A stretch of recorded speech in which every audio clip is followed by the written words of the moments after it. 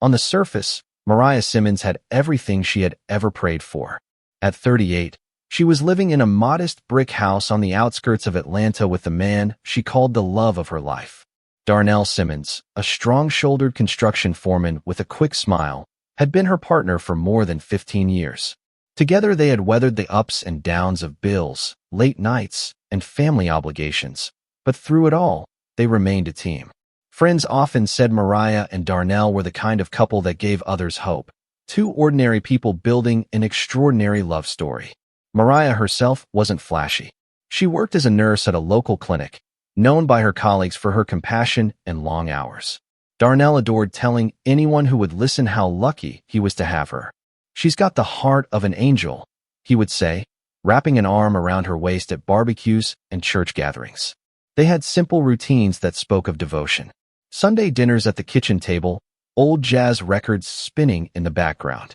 Walks around the neighborhood in the warm Georgia evenings, hand in hand as fireflies lit the air.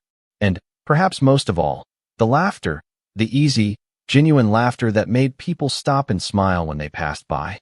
Part of that closeness extended to Mariah's younger sister, Tiffany. At 30, Tiffany was bubbly, sharp, and carried herself with the confidence of a woman who had always been the baby of the family. She was never far from her sister's side. Some weekends, she would drop by with groceries or offer to cook dinner when Mariah came home exhausted from the clinic. To Mariah, Tiffany's presence was a blessing. To Darnell, she was family. But even in their happiest moments, life had a way of dropping shadows on the horizon. One evening, after a long day at the clinic, Mariah leaned against the kitchen counter while stirring a pot of gumbo. She looked over at Darnell, who was flipping channels on the living room television. "You ever think about how fragile it all is?" she asked softly, almost to herself. Darnell chuckled, glancing up. "What do you mean, baby?" "I mean us. This life. What if something happened one day and you weren't here anymore?" Her voice trembled, though she quickly tried to cover it with a smile. He set the remote down, crossed the room, and took her hand. His palm was warm and calloused, familiar. "Mariah, don't you talk like that. Nothing's taking me away from you. You hear me? Nothing." She laughed then, shaking her head. I know. Sometimes it feels like we're so blessed, it scares me." "Then don't be scared," he whispered, kissing her forehead. "You're my reason to get up every morning. You always will be." Moments like that carved themselves into Mariah's memory, proof that their marriage wasn't just vows spoken at an altar, but a living, breathing bond. To anyone looking in from the outside, they were unshakable, unbreakable. But destiny has its own cruel sense of timing. What Mariah didn't know as she curled up next to Darnell that night, the hum of the TV filling the quiet, was that life was about to turn. In ways she could never imagine, love, the very thing she believed in most, was preparing to test her beyond human limits. The night everything changed for Mariah came without warning. It was a humid summer evening, the kind where thunderheads gather in the distance and the air feels heavy with electricity. Darnell had been working overtime at a construction site across town and promised he'd be home by 9. Mariah waited at the kitchen table, gumbo reheated on the stove, her hands folded as she tried not to worry. But as the clock ticked past 10, then 10:30, her chest began to tighten with unease. The phone rang at 11:07 p.m. She would never forget that sound, the shrill echo slicing through the stillness of the house. On the other end was a calm but urgent voice, a hospital nurse telling her that Darnell had been in a serious car accident. His truck had hydroplaned on the wet highway, flipped, and rolled several times. He had been rushed to the ER with head trauma. Mariah's world tilted. Her knees buckled, and she had to grip the counter to keep from collapsing. She barely remembered the drive to the hospital, her hands clutching the steering wheel as rain pounded the windshield, wipers thrashing uselessly against the storm. When she burst into the emergency room, the fluorescent lights felt cruelly bright. The smell of antiseptic burned her nostrils. A doctor in blue scrubs approached with the expression Mariah had seen many times on her own patients' families, a look that carried no comfort. "Mrs. Simmons?" Yes, I'm his wife," she said breathlessly. The doctor hesitated before speaking. "Your husband sustained a traumatic brain injury. He's stable, but he's in a coma. We don't know how long it might last." The words hit harder than any bullet. "Coma. stable but unconscious. No promises, no guarantees. Mariah pushed past him into the ICU, where Darnell lay surrounded by machines. Tubes snaked from his body, a ventilator rising and falling with mechanical precision. His strong frame looked smaller, diminished under the white sheets. She rushed to his side, grabbing his hand, feeling the coldness of his skin. "Baby, it's me," she whispered, tears dripping onto the blanket. "I'm right here. Don't you leave me, Darnell. Don't you dare." From that moment forward, her life became a cycle of devotion and exhaustion. She gave up her shifts at the clinic, cashing in her savings to cover bills. Days blurred into nights in the ICU. Nurses marveled at her stamina. Most families came for an hour, maybe two. Mariah rarely left. She read him the newspaper. She played their favorite jazz records through a small speaker. She told him stories about the neighborhood, about how the magnolias were blooming outside their house, about the meal she would cook once he came home. Sometimes she would lay her head on his chest, listening for the faint heartbeat beneath the machines. "You're still in there," she'd whisper. "I know you are." Tiffany was often by her side during those endless months. She would bring food, file paperwork, and press her sister to rest. "Mariah, you can't keep running on empty like this," Tiffany said one night, gently taking her sister's shoulders. But Mariah shook her head, her eyes red from sleepless nights. "No. If he wakes up and I'm not here, what kind of wife would that make me? He needs me, Tiff. I'm not leaving." The doctors remained cautious. Each week, they delivered the same message. There was no telling if Darnell would ever wake. Some hinted that the kindest option might be to let him go. But Mariah's faith was immovable. "He's a fighter," she told them, her voice steady even when her hands trembled. "I'll fight for him until he can fight for himself." There were moments of despair, moments when she cried silently into her hands in the hospital chapel, begging God for a miracle. Yet every time, she returned to his bedside, her spirit reigniting. 9 long months passed. The seasons shifted from summer to fall to winter. Mariah marked each holiday by his side. Thanksgiving dinner was eaten out of a plastic tray in the hospital cafeteria. Christmas morning spent whispering carols into his ear. To anyone else, it may have looked like madness. To Mariah, it was love in its purest form, unwavering, relentless, and without condition. She had no way of knowing then that her sacrifices, her sleepless nights, her prayers, her unshakable loyalty, would one day become the very foundation of her deepest heartbreak. For the next 9 months, Mariah Simmons lived in 2 worlds, the sterile, humming world of the hospital and the fragile world inside her heart where she clung to the man she loved. Every morning, as sunlight leaked through the slats of the ICU blinds, she was already there, perched beside Darnell's bed like a sentinel. Her body weakened, her cheeks hollowed, but her spirit refused to bend. She became more than a wife. She became his lifeline. She learned the nurse's routines, memorized the steady beep of the heart monitor, and mastered the careful art of turning his body to prevent bed sores. Her hands moved with tenderness, but also with the precision of someone who had made his care her sacred duty. When doctors tried to lower her expectations, she answered with a quiet defiance. "He hears me. I know he does," she insisted. And so she spoke to him constantly, about the news, about the family dog that missed him, about the tomatoes finally ripening in the backyard. She read him scripture passages in her warm, low voice. She even whispered the same bedtime jokes he used to tell her, hoping the familiar rhythm might tug him back. Some nights, she crawled into the chair by his bedside, clutching his hand until dawn. When exhaustion overtook her, she would wake with her cheek pressed against his blanket, praying that maybe, just maybe, she'd feel his fingers twitch. Tiffany's presence became another constant. She often brought coffee, handled the insurance calls, or simply sat in silence beside her sister. At first, Mariah was grateful for the company.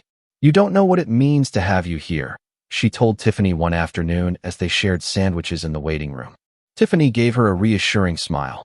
"You've always been the strong one, Mariah. I'm just doing what I can to keep you standing." There were fleeting moments of hope. One winter morning, as a pale sun rose outside the hospital window, Mariah swore she saw his eyelids flutter. Her breath caught, her heart hammering as she whispered, "Baby, can you hear me? Squeeze my hand if you can hear me." His fingers didn't move, but she convinced herself she had seen something real. The doctors dismissed it as reflex, but Mariah clung to it like a lifeline of her own. Still, the weight of months took its toll. She began to look like a ghost of herself, dark circles under her eyes, her once steady hands trembling as she spooned broth into styrofoam cups. Nurses urged her to go home, but she refused. She feared that if she left, even for one night, she might miss the moment he chose to return. One evening, Tiffany pleaded with her. "Mariah, you need to rest. Let me sit here with him tonight. I'll keep watch. You can't pour from an empty cup." But Mariah shook her head, her voice sharp with desperation. "No. If he wakes up, I have to be the first thing he sees. He has to know I never left." Her devotion became a legend among the hospital staff. Patients' families whispered about the woman who wouldn't give up, who slept in waiting rooms and prayed over her husband's unconscious body every night. Some called her a saint. Others wondered how long a person could live on pure faith alone. What no one knew was the depth of loneliness pressing on her chest. In the quiet hours between midnight and dawn, Mariah would retreat to the hospital chapel, a tiny room with flickering candles and the faint smell of wax. There, she allowed herself to break down, hands covering her face, shoulders shaking, whispered pleas filling the silence. "God, I can't do this without him. Don't let me lose him. Please." And every time she walked back to the ICU, she pulled her mask of strength back on, wiping away the evidence of her tears before sitting at his side again. 9 months. 270 days. Each one a battle against despair. Each one a vow that she would not abandon him. Mariah never knew if her words reached the place where Darnell's mind wandered. But she believed in love, believed it could bridge even the chasm of unconsciousness. What she could never imagine was that all this loyalty, all this sacrifice, would one day become the cruelest irony of her life. Because when Darnell finally opened his eyes, when he came back to her after nearly a year in the dark, he would not return to her arms alone. It was a quiet morning in early spring when the miracle finally happened. The hospital had grown so familiar to Mariah that it felt like an extension of her own home. The rhythmic beeping of monitors, the distant squeak of nurses' shoes, the faint smell of disinfectant that clung to her clothes. She had long stopped noticing those things. All that mattered was the steady rise and fall of Darnell's chest, the fragile reminder that he was still here. That morning, she sat beside him with her Bible open, her voice soft as she read Psalm 23.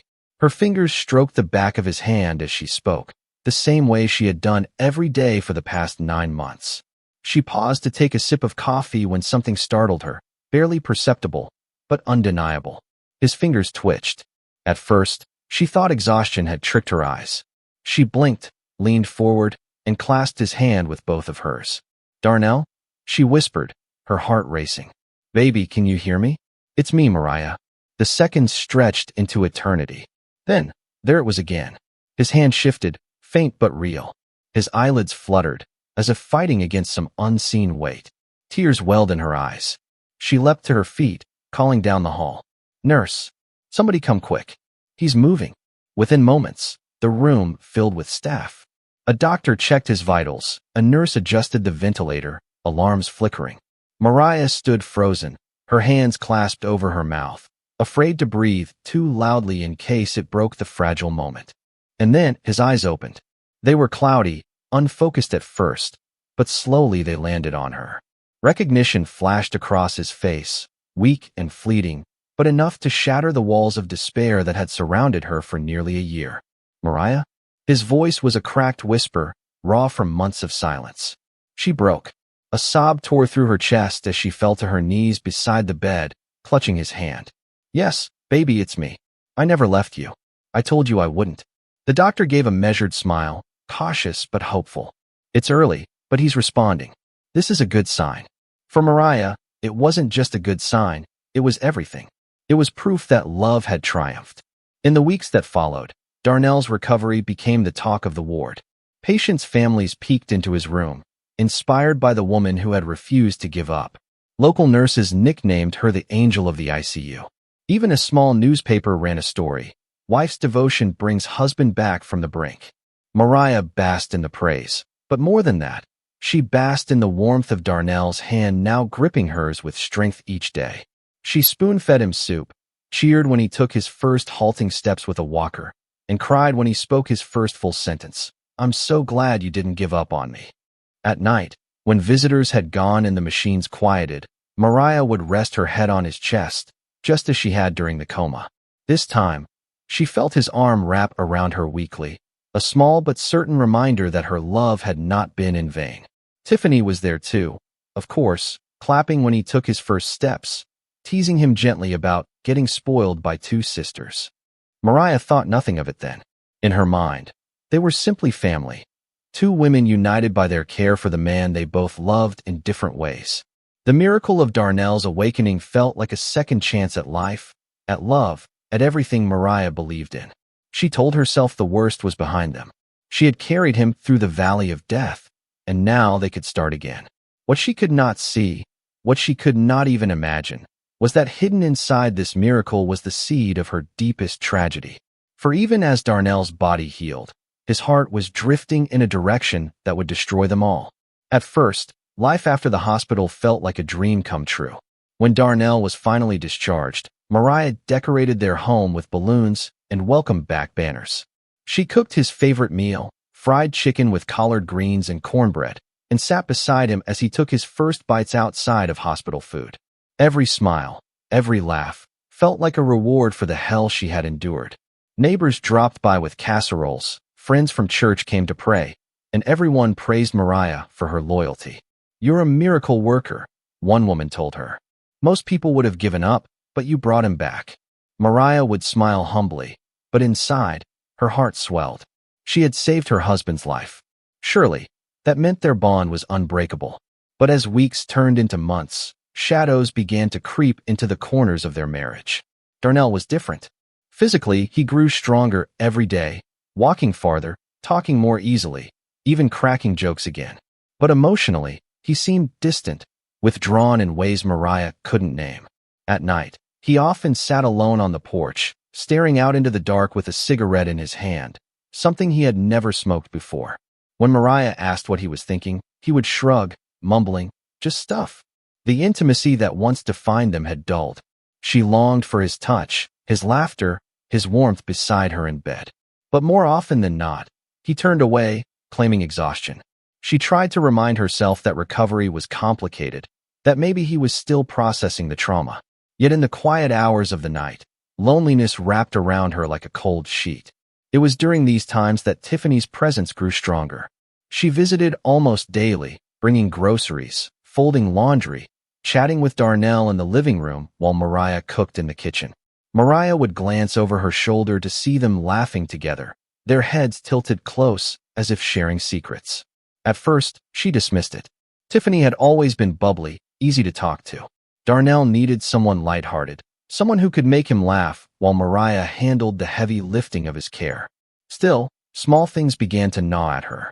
The way Tiffany brushed his arm when handing him a drink. The way Darnell's eyes seemed to linger on Tiffany just a beat too long. One night, Mariah came home from a quick grocery run and found the two of them sitting on the couch, shoulders nearly touching, laughing at something on the TV. When she walked in, the laughter stopped abruptly. Tiffany jumped up, offering to carry the bags from her hands, while Darnell coughed and turned down the volume. Mariah stood frozen in the doorway, her pulse quickening. "What's so funny?" she asked, trying to sound casual. "Just some dumb sitcom," Tiffany said quickly, avoiding her sister's eyes. Darnell nodded. "Yeah, nothing important." It was a small moment, insignificant on the surface, but the unease it left in Mariah's chest was undeniable. Over the next few weeks, the signs became harder to ignore. She would wake in the middle of the night to find Darnell gone from their bed, only to hear whispers drifting from the kitchen. When she entered, Tiffany would suddenly be stirring tea or cleaning up dishes, and Darnell would act as if nothing had happened. One evening, as rain tapped against the windows, Mariah finally confronted her sister. "Tiff, I need to ask, why are you here so much lately? You've got your own life. Don't you think you're overdoing it?" Tiffany hesitated, her face flushing. I want to help. You've done so much for Darnell. I thought maybe he needed someone else to talk to. That's all." Mariah's chest tightened. "Someone else? He has me." "Of course," Tiffany said quickly, forcing a smile. "Of course he does." But the unease never left. At night, Mariah lay awake listening to the rain, the memory of Darnell's promises echoing in her head. Nothing's taking me away from you. Nothing. Yet deep down, she felt the chilling certainty that something already was. The shadows in her house were growing darker, and though she couldn't yet see the full shape of them, she knew they were leading her toward a truth she was not ready to face. The storm broke on a Thursday night, though the skies outside were clear. It had been a long day at the clinic, and Mariah was eager to come home, to sit with her husband and finally feel that warmth she had been missing. She pulled into the driveway just after 9, her headlights sweeping across the familiar brick of their house. But as she cut the engine, something caught her attention, the faint flicker of light from the living room and the low murmur of laughter drifting through the open window. It wasn't unusual for Darnell and Tiffany to watch TV together. What struck Mariah was the sound of his laugh. It was deep, unguarded, the kind of laugh he hadn't shared with her in months. Her stomach knotted.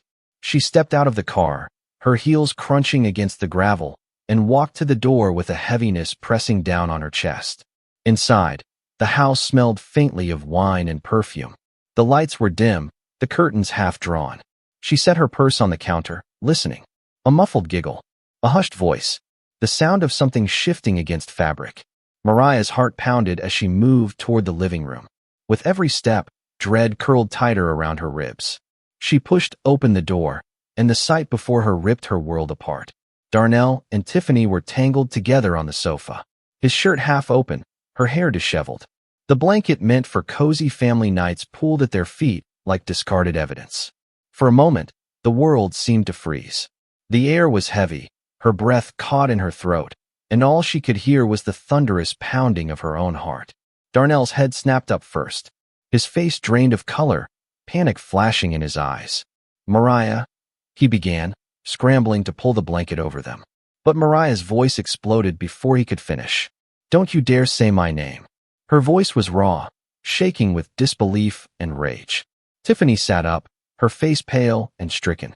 "Mariah, please, it's not what it looks like." "Not what it looks like." Mariah barked out a bitter laugh, her hands trembling. "You think I'm blind? You think I can't see what's right in front of me?" Darnell rose to his feet, his hands outstretched as though he could calm the hurricane he had unleashed. "Listen to me, baby, it happened. I didn't plan this. I didn't mean for it to go this far." Mariah's eyes burned with tears. "You didn't plan this? You didn't mean for it to go this far? I gave up everything for you, Darnell. I sold our car. I quit my job.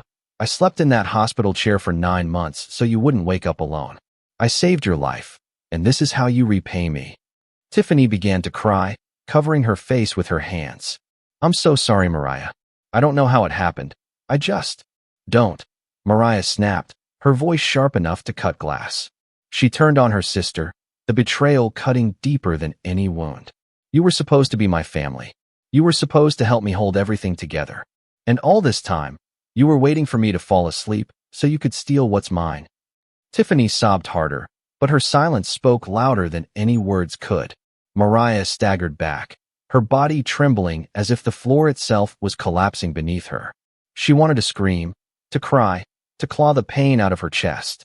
Instead, she grabbed the nearest object off the coffee table, a picture frame of their wedding day. She hurled it against the wall, the glass shattering into 1,000 tiny stars. The room was heavy with silence after the crash, broken only by her ragged breathing. Darnell tried again, his voice desperate. "Mariah, I still love you. This doesn't change that. I was confused, I was weak. Love me," she spat, her voice trembling with fury. "You don't get to use that word. Not after tonight." She turned on Tiffany again, her eyes burning. "And you sat in that hospital chapel with me, praying for him to live. You knew what he meant to me, and you took him anyway. What kind of sister does that?" Tiffany's lips trembled, but no sound came out. The betrayal was complete.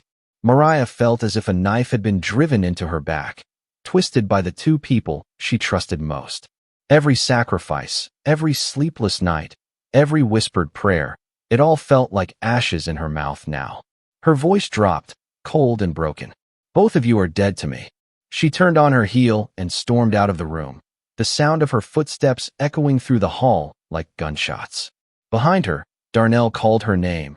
Tiffany wept into her hands, but Mariah didn't look back. She couldn't. If she did, she feared she might collapse under the weight of it all. That night, she lay awake in their bed alone, staring at the ceiling as tears streamed silently into her hair.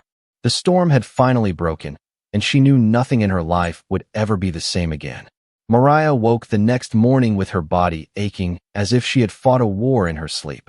The house was eerily silent, though she could hear faint movement downstairs. Whispers, the scrape of chairs, the clink of a glass. She lay there for a long moment, staring at the ceiling, her mind replaying every second of what she had witnessed the night before. The images burned into her brain. Her husband's hands on her sister, the blankets slipping from their bodies, the look of panic when they saw her standing there. She wanted to believe it was a nightmare, but the silence in the bed beside her was real. The warmth she had fought for, prayed for, sacrificed for, it was gone. Finally, she rose, her legs trembling as she made her way down the stairs. The smell of coffee wafted up, mingling with the bitter sting of betrayal. She found them at the kitchen table. Darnell sat hunched over, eyes bloodshot, nursing a mug of coffee. Tiffany sat across from him, her face pale, tear stains streaking her cheeks. They both looked up when Mariah entered, but neither spoke. The air was thick with tension. Mariah's voice was low, hoarse from hours of silent weeping. So this is who you are now. A husband who betrays his wife and a sister who destroys her own blood. Tiffany's lips parted. Mariah, please. Don't. Mariah snapped, holding up a hand. Don't you dare speak. I don't want to hear excuses. I don't want to hear lies. Darnell pushed back his chair, rising slowly. Baby, listen to me. I made a mistake. I was weak. I don't even know how it started. Her laugh was bitter, hollow. A mistake? A mistake is forgetting an anniversary. A mistake is burning dinner. What you did was a choice. Both of you chose to spit on everything I gave, everything I bled for. Darnell stepped closer, his hand outstretched. I still love you, Mariah. That hasn't changed. She backed away, her eyes blazing. Love? Don't you dare use that word. You wouldn't even know what love is if it was staring you in the face. Her hands shook as she turned, her eyes falling on the drawer of the side table in the living room. The drawer where Darnell had insisted she keep a small handgun for protection. She had never touched it, never needed to. Until now. Something inside her cracked open, a dark flood rising to the surface. Her sacrifices, her devotion, every sleepless night in that hospital chair, they all coiled into a storm that could no longer be contained. She moved before either of them could stop her, yanking the drawer open and pulling the gun free. The cold metal in her hand felt alien, heavy, but it also felt like the only thing tethering her to control. Tiffany screamed, scrambling to her feet. Mariah, no. Please, don't do this. Darnell's eyes widened, his hands raised in surrender. Mariah, put it down. We can talk about this. Don't let this be the end. Her voice trembled, raw with pain and fury. The end? You ended us the moment you touched her. You ended me when you chose her over the woman who kept you alive. Tears blurred her vision, but her grip on the gun was steady. Darnell stepped forward cautiously, his voice soft. Please, baby, don't let anger take everything from you. We can fix this. She cut him off, her voice a scream that ripped from the depths of her soul. You don't fix betrayal. You don't fix being stabbed in the back by the two people you trusted most. The room erupted into chaos. Tiffany sobbed, backing into the corner. Darnell inched closer, still trying to calm her, his voice a desperate plea. But Mariah no longer heard the words. All she heard was the echo of her own suffering, the ghosts of every night she spent praying for him to live, only for him to repay her with treachery. Her fingers squeezed the trigger. The shot rang out, deafening in the small room. Darnell staggered back, clutching his chest, his eyes wide with shock as he collapsed against the wall. Tiffany screamed, the sound piercing the air. Mariah stood frozen, the gun shaking in her hand, her breath ragged. The smell of gunpowder filled the room, acrid and sharp. Tiffany rushed toward her fallen brother-in-law, her hands trembling as she tried to stop the bleeding. Oh God, she cried. Mariah, what have you done? Mariah's gaze locked on her sister. Her voice was low, deadly calm. Don't act like you didn't bring this on yourself. Tiffany's eyes widened, her face streaked with terror. Please, I never meant for it to go this far. Please don't. But the storm inside Mariah raged on, unstoppable now. The betrayal was too deep, the wound too raw. Before Tiffany could say another word, another shot split the air. The silence that followed was suffocating. Mariah's chest heaved as she lowered the gun, her vision swimming with tears. At her feet lay the two people she had once loved most in the world, now lifeless, their secrets silenced forever. For a long moment, she stood there, the gun slipping from her trembling hand, clattering to the floor. The only sound left was the faint ticking of the kitchen clock, marking the end of everything she had once believed in. The smell of gunpowder still hung thick in the air when Mariah Simmons sank to her knees in the middle of the living room. The gun lay beside her, abandoned, its barrel cooling on the hardwood floor. The silence in the house was overwhelming, broken only by the steady tick of the clock on the wall and the sound of rain beginning to tap against the windows. Darnell's body was slumped against the wall, his shirt soaked crimson, his eyes glassy and lifeless. Tiffany lay a few feet away, her hair fanned out across the rug, her lips parted as if her final words had been frozen on them. The sight carved into Mariah's soul, yet she couldn't look away. Her hands trembled violently, stained with the remnants of her choices. She pressed them to her face, choking back a sob. "What have I done?" she whispered to the empty room, her voice echoing like a confession. For a moment, she wished it had all been a nightmare, that she would blink and find herself back in the hospital, holding Darnell's hand, praying for him to wake. But the nightmare was here, painted in blood across the floor she had once cleaned with love. The stillness was shattered by a distant sound, sirens. Their wail grew louder, slicing through the night as neighbors, who had heard the gunshots, called for help. Mariah didn't move. She couldn't. It was as if her body had turned to stone, her spirit already hollow. When the red and blue lights finally flooded the windows, she barely registered them. The door burst open, officers rushing in, guns drawn, shouting commands that blurred together. "Hands where we can see them. Step away from the weapon." Mariah lifted her trembling hands, her voice barely audible. "I'm not resisting. I'm not fighting." Two officers approached cautiously, one kicking the handgun out of reach while the other pulled her to her feet and snapped the cold steel of handcuffs around her wrists. The metal bit into her skin, grounding her in the terrible reality of what she had done. A young officer glanced at the bodies, his jaw tightening. He muttered into his radio for paramedics, though everyone in the room knew it was too late. Another officer, older and grizzled, looked at Mariah with something that resembled pity. "Ma'am," he said quietly, "you need to tell us what happened here." Her lips parted, but the words caught in her throat. She stared at him, tears spilling down her cheeks, and finally whispered, "They killed me first." The officers exchanged glances, but no one pressed further. They led her out into the night, the flashing lights reflecting off wet pavement. Neighbors gathered in clusters, whispering and pointing. Some gasped as Mariah was escorted past, the once beloved wife who had nursed her husband back from the brink, now a figure of scandal and tragedy. She barely noticed them. Her gaze was fixed on the ground, her heart pounding in her ears. Each step felt like walking deeper into a void she could never escape. At the patrol car, an officer opened the back door and guided her in. She slid onto the hard seat, the cuffs digging into her spine as the door shut with a heavy thud. Through the window, she caught one last glimpse of her home, her sanctuary, her prison, the place where love had once thrived and where it had died in a storm of betrayal and gunfire. The paramedics arrived moments later, but their stretcher stayed empty. The grim shake of their heads confirmed what Mariah already knew. Darnell and Tiffany were gone. Inside the car, Mariah leaned her forehead against the glass, her breath fogging the window. Tears streamed silently as the sirens flared again, carrying her away from the life she had once fought so desperately to preserve. In that moment, the silence inside her was louder than the wailing outside. She had saved Darnell's life once, only to take it with her own hands. She had loved her sister once, only to watch her fall lifeless at her feet. The house stood behind her, drenched in flashing light, while Mariah rode into the darkness of an unknown future, her past shattered, her soul broken, and her fate sealed by the pull of a trigger. The trial of Mariah Simmons became the kind of story that dominated headlines. Local news anchors framed her as the devoted wife turned cold-blooded killer. Tabloids ran side-by-side photos of her smiling at Darnell's hospital bedside and the mugshot taken the night of her arrest, eyes hollow, hair tangled. To the world, the contradiction was irresistible. To Mariah, it was unbearable. The courthouse was packed on the first day.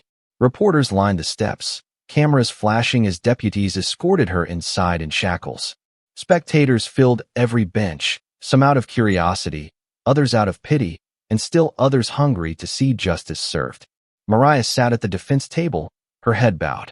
The weight of her orange prison uniform pressed on her shoulders, stripping away the identity of the woman she once was.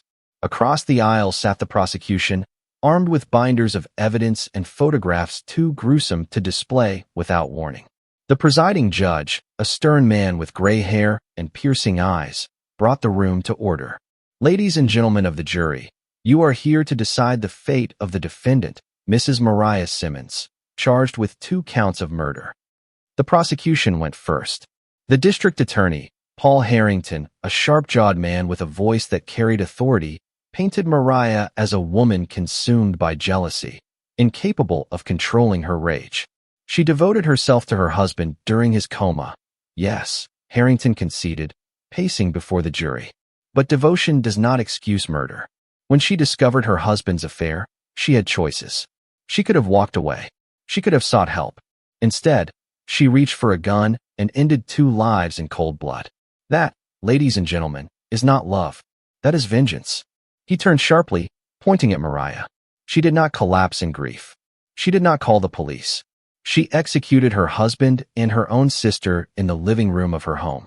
And tonight, 2 families bury their dead because of her actions. Murmurs rippled through the courtroom. Mariah closed her eyes, her fingers twisting together tightly in her lap. Then came the defense. Her attorney, Douglas Rourke, a weary but passionate man in his 50s, rose slowly. His voice was softer, steadier, but it carried its own weight. Yes, Mariah pulled that trigger, he began, turning to the jury. But before you condemn her, you must understand what led her to that breaking point. He held up a photo. Mariah asleep in a hospital chair, her head resting on Darnell's chest, tubes and machines surrounding him. This is not the face of a monster. This is the face of a wife who sacrificed nearly a year of her life to keep her husband alive. She lost her job. She spent every night praying by his side. She became his nurse, his caretaker, his protector. And when he woke, instead of gratitude, instead of rebuilding the marriage she fought so hard to save, he betrayed her with the one person she trusted most, her own sister. Douglas's voice broke slightly. Ladies and gentlemen, betrayal of that magnitude can unravel even the strongest among us. On that night, Mariah didn't act out of malice. She acted out of devastation, heartbreak, and a moment of temporary insanity. She was not a calculating killer. She was a woman pushed beyond her human limits. The jury leaned forward, listening, the tension thick in the air. When it came time for testimony, the prosecution called the lead detective. He described arriving at the scene. Mariah seated calmly, the gun at her side, whispering, "They killed me first." The words cut through the courtroom, heavy with meaning. Finally, it was Mariah's turn to take the stand. The room hushed as she walked slowly to the witness chair, her wrists free of cuffs, but her posture heavy.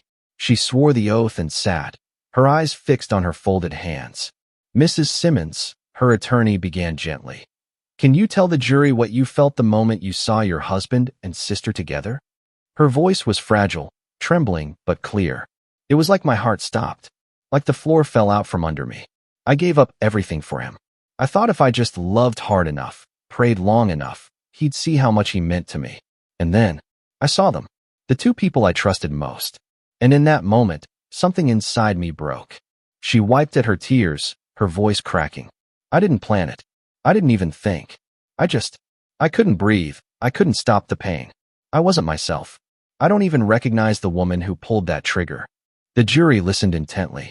Some scribbled notes. Others simply watched her, their faces unreadable. When cross-examination came, Harrington's voice was sharp, cutting. "Mrs. Simmons, you say you weren't yourself. But you fired not once, but twice. You had time to stop, didn't you?" Mariah's eyes filled with tears, but she didn't look away. "Yes, and if I could take it back, I would. But in that moment, I wasn't thinking like a human being. I was already dead inside. The courtroom fell silent, her words hanging in the air. As she stepped down from the stand, Mariah glanced briefly at the jury, her eyes pleading not for freedom, but for understanding. The trial was far from over, but one thing was certain. Mariah Simmons's fate now rested in the hands of 12 strangers, tasked with deciding whether her act was a crime of cold-blooded murder or the tragic collapse of a woman pushed too far. The final day of the trial arrived heavy with tension. The courthouse steps were once again crowded with reporters, cameras flashing as Mariah was escorted inside. She moved quietly, her eyes down, the orange jumpsuit replaced with a plain gray suit borrowed from her attorney's assistant. To the public, she was no longer the devoted wife at a hospital bedside. She was a woman waiting to hear if she would ever see freedom again. Inside the courtroom, every seat was filled. Family members of both Darnell and Tiffany sat in the gallery, their faces hardened with grief and anger. Some glared at Mariah, others avoided her gaze altogether. The jurors filed in with solemn expressions, and the judge reminded everyone to remain silent as the verdict was read. Mariah's attorney placed a steadying hand on her arm. "No matter what happens, you've told your truth," he whispered. She nodded faintly, her throat too tight to form words. The foreman of the jury stood, a folded slip of paper in his hand. The room was so silent that the sound of the paper unfolding seemed deafening. "On the charge of murder in the first degree," he read, "we find the defendant, Mariah Simmons, guilty." Gasps rippled through the courtroom. Some family members of the victims wept quietly, others muttered prayers of relief. The judge's gavel struck. "Order! Order in the court." Mariah sat still, her face pale but composed. She had braced for this moment, yet hearing the word aloud carved into her like a blade. The foreman continued, "On the charge of murder in the second degree, we also find the defendant guilty." It was over. The jury had spoken. The judge fixed his gaze on Mariah. "Mrs. Simmons, you have been convicted of 2 counts of murder. You are hereby sentenced to 25 years to life in the state penitentiary, with the possibility of parole after 15 years. A murmur swept through the room. Some nodded in approval, others shook their heads, believing the sentence too harsh, or not harsh enough. Deputies moved toward her, but before they led her away, the judge gave her one final chance to speak. "Do you have anything you wish to say before you are remanded?" Mariah rose slowly, her chains rattling. She turned not to the judge, but to the courtroom itself. Her voice trembled, yet carried with surprising clarity. "I don't ask for your forgiveness," she began. "I know what I did can't be undone. I know I destroyed 2 lives that night. But before you judge me only by my worst moment, remember this. I was a woman who gave everything to the people I loved. I fought for them when no one else would. And when I realized the people I trusted most had betrayed me, something inside me shattered. I became someone I don't even recognize." Her eyes filled with tears. "If I could go back, I'd walk out that door instead of picking up that gun. But I can't. All I can do is live with the weight of what I did, and hope one day God has more mercy on me than I had for them." The courtroom sat in silence, her words hanging heavy in the air. Some jurors shifted uncomfortably, others blinked away tears. The deputies took her by the arms and led her away. As the doors closed behind her, the sound of chains clinking echoed through the chamber, final and absolute. Outside, the cameras swarmed again, reporters shouting headlines, feeding a story that had already captured the nation. The wife who saved her husband, then shot him and her sister. For Mariah, there would be no more headlines, no more stages. Just the long stretch of prison walls and the endless time to relive every choice, every betrayal, every gunshot. She had once believed love could conquer anything, even death.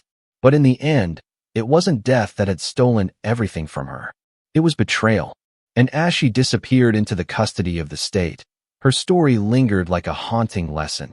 Even the purest devotion, if broken, can unleash a darkness no one sees coming. The prison cell was smaller than Mariah had ever imagined. A slab of concrete for a bed, a thin mattress, a narrow slit of a window that let in pale light, but offered no view of the world beyond. On her first night, the clang of the cell door closing echoed in her chest louder than the judge's gavel. This was her new reality. She sat on the edge of the bed, her hands folded in her lap, staring at the gray floor. The silence was crushing, different from the silence of her home after the gunshots.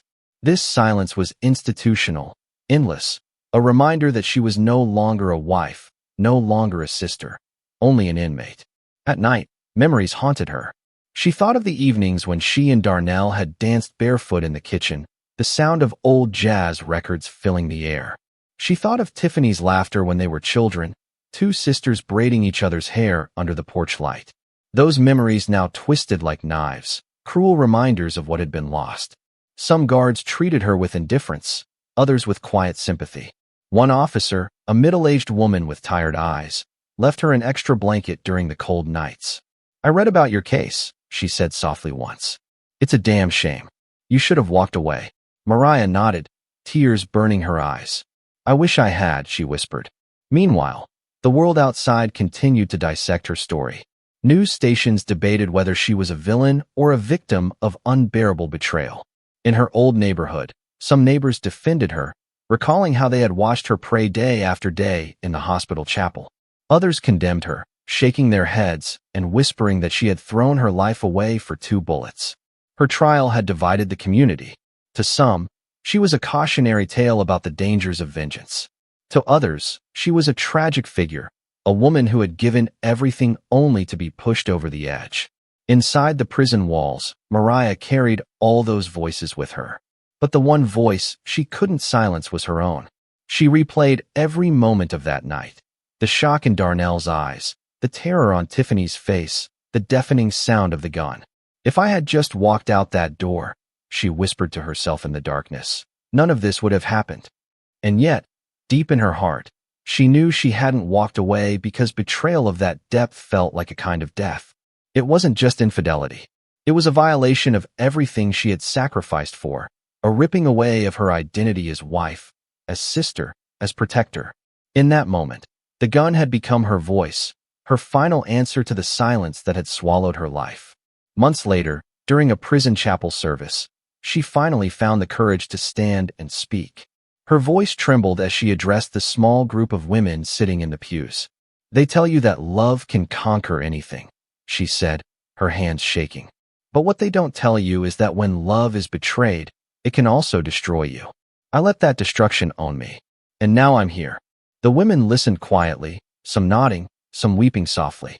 For the first time since that night, Mariah felt something stir inside her. Not forgiveness, not peace, but a fragile sense of purpose. Maybe her story could be more than tragedy. Maybe it could be a warning. She closed her eyes and whispered a prayer, not for herself, but for every woman who ever believed that sacrifice alone could hold love together. Outside, her name would fade from the news, replaced by the next scandal, the next headline. But inside those prison walls, her story lived on in whispers and chapel sermons, a haunting reminder that betrayal by the ones we trust most can turn even the strongest devotion into a darkness from which there is no return.